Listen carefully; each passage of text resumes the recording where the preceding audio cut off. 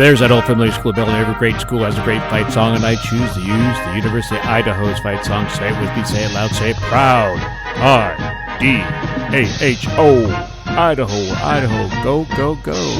That's right, you listen to the inspirational, exciting, motivational episode of Conducting My Life.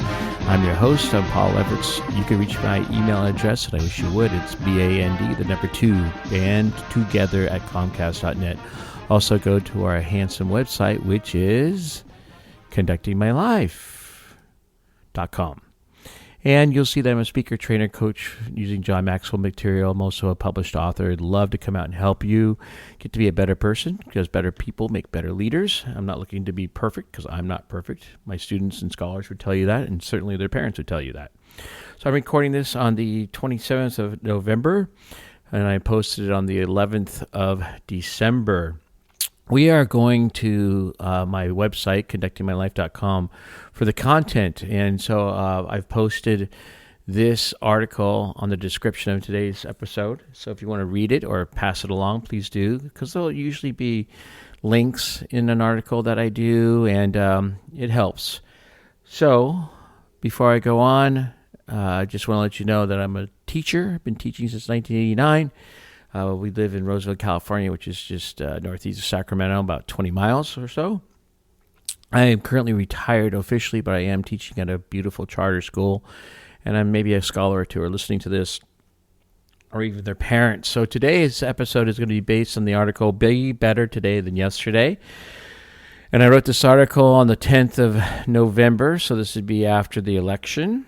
Have you ever seen the game Axis and Allies? It's a really cool World War II game, and my son and I used to play it all the time. First time I ever saw Axis and Allies, it was about 35, 40 years ago, when I watched my brother-in-law, who was a high school kid, playing it with his dad, my father-in-law, and I thought, man, this is a cool game. Look at that, all the pieces and stuff, and the map, and, great game. But following the Trump and Vance victory, along with many Republican victories, I have seen this. And this would be, how do I describe it? It's a poster. It says, I am a safe person, with a rainbow on it. It says, if you are LGBTQ+, black, brown, Asian, any race, coming out, anything, I am always a safe person and will hold a space for you. And I thought, man, that seems to be, again, just a little bit divisive to me, because so if you're not, then you're not a good person. So you're not an ally, you're an axis. You're either an axis or an ally, hence the game. So how come we do not see this sort of sticker as another way to divide the nation? Doesn't this sort of sticker infer that there is an axis in our nation, and therefore to be an American we have to think, agree one way, and if we don't, we are not allies? Or as the sticker says, you are an unsafe person? When a list is made of specifics, that list does lead to marginalizing people. Sure, it's a cute sticker and has a cute word and does all the cool, nice things. Yet there's definitely an underlining message with this sticker.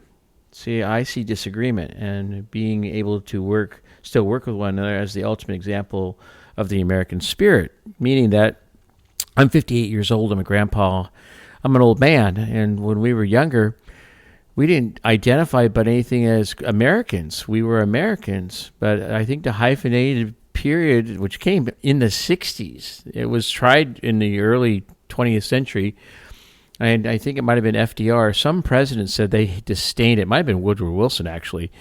You need to Google that and check that out. But there was a movement to have a hyphenation, because, again, we were all immigrants. I'm not an immigrant. I was born in Monterey, California. That's not being an immigrant. So my grandfathers were immigrants, not me. I live in the United States. I'm an American. So the part of the American spirit is that I could work with anybody as long as you were getting the job done. Meritocracy, I guess, is what we call that. But now, my gosh, you have to identify, and if that identity doesn't work, you're in trouble. So what are we really saying? When you post such a sticker that gives a definition of ally, safe person, I guess you are openly supporting all groups and those ideas. Why do you need to do this? By your actions, people don't know you're a safe person? When I have seen this sticker, I have asked the question and still wait for answers. So let's make truly unifying statements. What is the definition of American? Well, when reading this brief article or listening to me read it to you, I read it through this lens of what an American is one who believes and follows the Declaration of Independence and Constitution. To me, that's an American. That's it. It's very simple. If we really taught our youth what the Declaration of Independence and Constitution are, that would possibly stop 85% of this garbage that divides us. We would not be thinking in the sense of Axis and allies. Therefore, yes, I believe such statements as the stickers above or in the article, and again, please go to the article, does continue to fuel division in our nation. What brings people together on a Sunday for a Christian church service or mass? They all believe in Jesus Christ. What brings people together in our nation? They all believe and follow the Declaration of Independence and Constitution. It seems to be the same thing. It's a good analogy. So it's time for America to truly wake up, get out of this woke stuff and wake up. Whether or not you voted for Trump or Vance or the many Democrats who won, or non-Democrats who won, because it wasn't just the Republicans who won. I'm sure there was an independent or two who won. We saw a statement made by tens of millions. One statement is, we need to wake up and return to being Americans. We need to be Americans who happen to practice a certain faith or are a certain race. We are a certain race or ethnicity, gender. So we are truly stronger when we are together under the Declaration of Independence, under the Constitution. Diversity does not unite and is not our greatest strength. There's a reason why diversity has the same root as divide.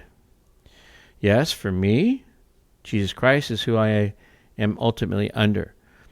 And parts of the New Testament centered on Jesus' teaching teach us there is a role that government plays in our lives. For example, we need to have laws and justice, and therefore there is no defunding the police. Humans need law and order.